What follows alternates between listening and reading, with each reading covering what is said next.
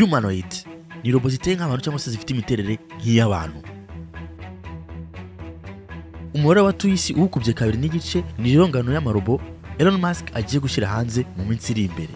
Bumvise neza, mu isi tuwe n'abarenga miliyari 8 ateganya gukora robo miliyari 20.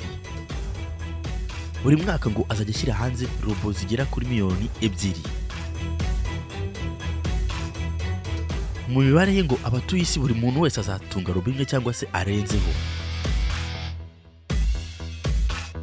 Agereranyije robo imwe izatwara cyangwa se izagura miliyoni 20 cyangwa se munsi yayo z'amanyarwanda n'ibihumbi 20 by'amadolari. Ngo azagerageza kwirinda ko zaza ari ingome ku buryo zagirira nabi ikiremwa muntu. Optimus nizo tugiye kuganiraho.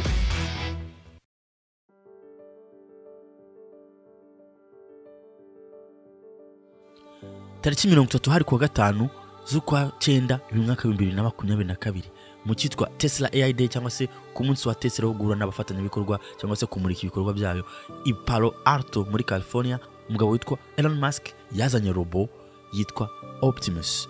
Optimus iyi ngiyi ni robo yavuze ko izatangira gucuruzwa mu myaka 2 cyangwa 5 ubereye igihe yayerekaniye. Iyi robo rero si zimwe zisanzwe, ni robo izafasha abantu mu tuzi dutandukanye mu rugo cyangwa se mu makampani afite akazi, kuko izaba ikora nk'umuntu, izaba eje gusimbura umuntu. Mu yandi magambo, Optimus ni humanoid cyangwa se robo ihagaze cyangwa se iteye nk'umuntu, umutwe, igihimba, amaboko n'amaguru, ndetse ishobora gukora nk'ibyo umuntu akora. Iyo ngiyo niyo turimo kuvugaho ubu ngubu.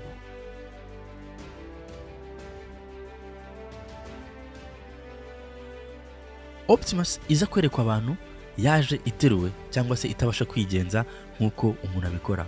Yatsengwe n'abatekinisiye cyangwa se abakozi cyangwa aba engineers bayikoze muri Tesla. Abagabo barayizanye barayitereka. Ikintu gikomeye yari ishoboraga gukora cyangwa se kimwe mu bintu byashobokaga byari gupepera gusa ukoresheje amaboko, ariko ntiyashoboraga kugenda. Icyo gihe rero ko nta bintu byinshi yarafite byo kwereka abantu, yahisemo gushaka umubyinnyi usanzwe amwambika imyambaro cyangwa se imyenda isa nk'aho ari ya marobo, ku buryo agaragara mu ishusho nk'iya ya marobo, iyo yise spandex unitard, kugira ngo umuntu aze gushimisha abantu azagenda nka robo bamufata amashusho, ariko yaragaragazaga mu by'ukuri intego ye yifuza kugeraho, uko robo izaba igenda n'uko izaba yifuza ko izaba imeze arirangije.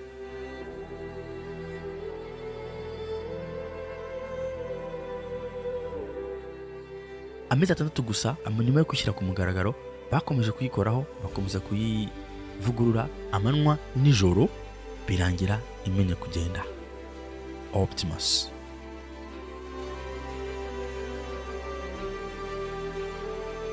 Optimus ifite uburebure bwa metero 1 na santimetero 73 ugereranyije ukaba wagereranya n'umusore ushinguye mu bantu, ariko kandi ikaba ipima ibiro 73.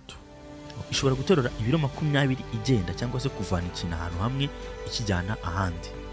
Ishobora gukura hasi ku butaka ikintu gifite ibiro 68. Mu mezi 2 ashize rero, hari tariki ya 1 z'ukwezi kwa 3, Elon Musk yongeye gutumira abaherwe ndetse n'abashoramari kuza kubwirwa imishinga afite kugira ngo bashoremo imigabane. Ashaka kubagezaho igenamigambi cyangwa se gahunda kampani ya Tesla ifite mu mishinga itandukanye, ndetse hari n'abantu benshi bari biteze kumva aho bashora amafaranga, dore ko ateganya kujya akora ngo miliyoni 20 z'imodoka buri mwaka. Uruganda rukomeye cyane runini, ndetse ruri mu nganda cyangwa se muri kampani zifite amafaranga menshi ku isi. Ushobora nawe gushoramo amafaranga ubu ngubu, cyane ko zihagaze neza kandi zitanga icyizere mu kuba watangamo imigabane ukaba wazunguka mu myaka iri imbere, cyane ko imishinga y'uyu mugabo iteye ubwoba, imishinga ihambaye. Ahangaha rero yazanye robo ya Optimus ivuguruye, yerekanye amashusho kuko yari ikiri gutunganywa, ariko yari ifite mu by'ukuri impinduka zitangaje ku babibonye, ndetse bemeza ko bitabaho. Hari n'abavuze ko ashobora kuba yarakoze editing cyangwa se yarahinduye amashusho abakozi be bafashe agashyiramo amakabyankuru kugira ngo yemeze abantu bagura imigabane, dore ko uyu mugabo ari umucuruzi ukomeye ukorana n'abaherwe bagura imigabane. Gusa ibyo yerekanye uyu mugabo ni umugabo w'umuhanga wagiye akora ibintu bitangaje mu ikoranabuhanga, ndetse birenze nk'ibyogajuru bigenda bikagaruka ku isi.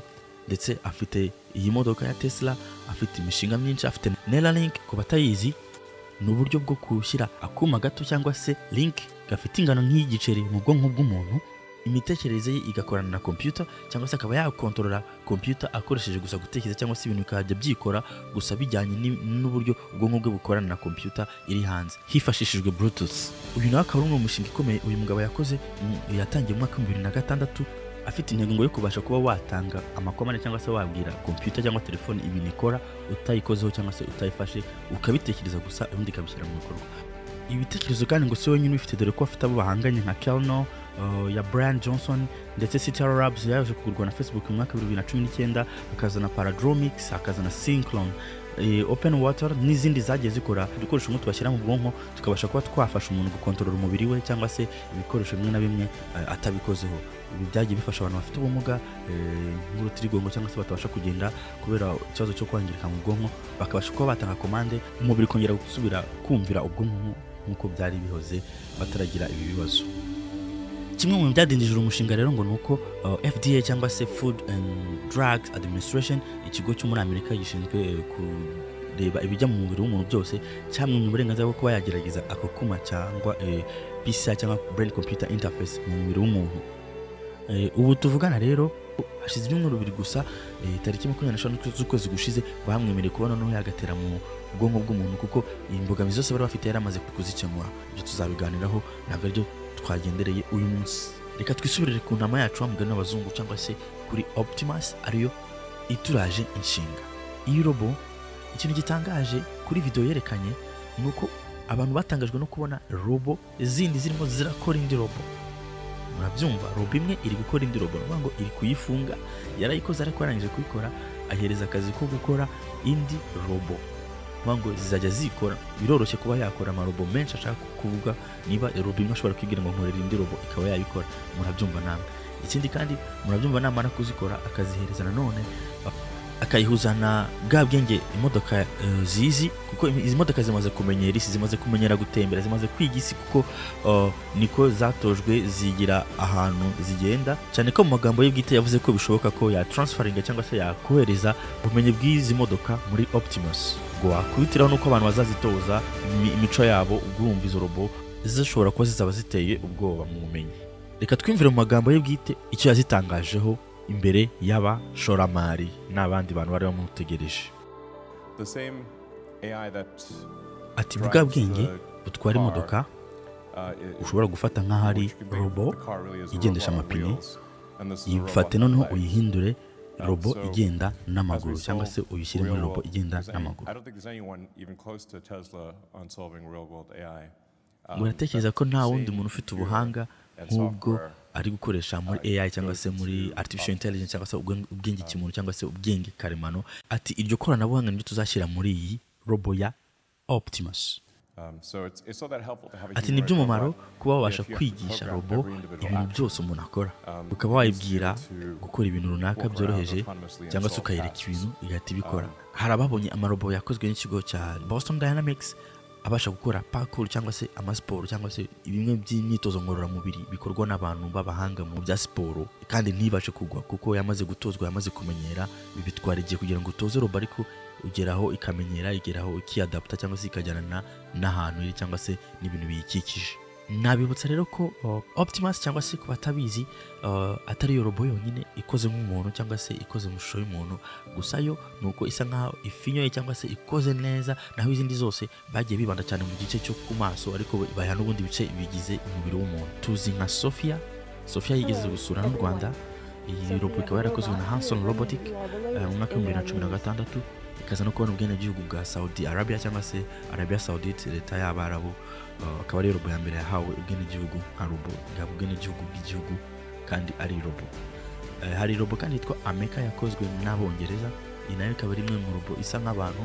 Iyi ikaba ifite imyitwarire cyangwa se uburyo yifatamo byegereye cyane iby'umuntu nko kuba yagira impinduka mu maso bitewe n'iko umuntu ari kwiyumva cyangwa se yo iri kwiyumva. Iyo ibabaye urabibona ko ibabaye mu maso yakwishima ukabona ko isetse yatangara ukabona ko itangaye kandi ikora ibintu byose ikoresheje amageste cyangwa se ibimenyetso nk'uko umuntu abikora yiganira. Iyo nayo ni imwe mu marobo atangaje.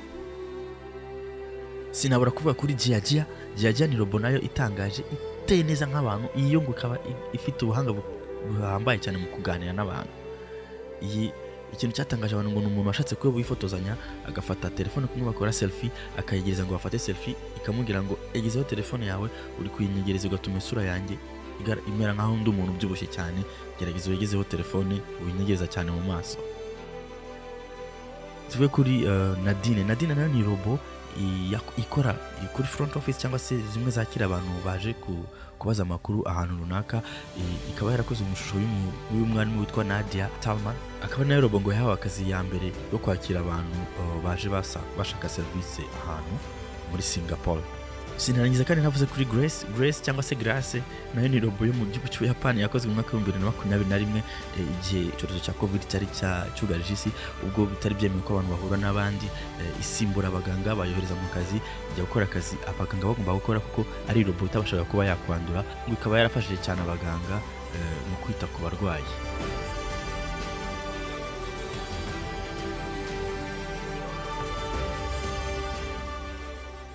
Dusuza rero nakubwira ko Optimus ya robo ya Elon Musk ngo ateganya gukora miliyari 20 nk'uko nabivuze, izi ngo zikaba zikubye hafi 2.5 by'abatuye isi ubu ngubu. Wowe urabyumva ute none? Jya muri commentaire utubwire urumva itazatera ikibazo niba ushobora kuyibwira ikintu igahita igikora. Byagenda bite uyisabye gukora ikintu kibi nko kuba yakugirira nawe umuntu cyangwa se kuba yakora ibintu bitemewe mu mico cyangwa se mu mibereho y'abantu n'abandi.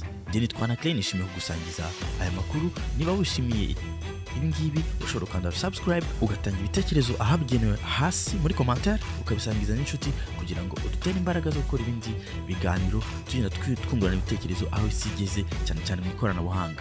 Murakoze murakarama.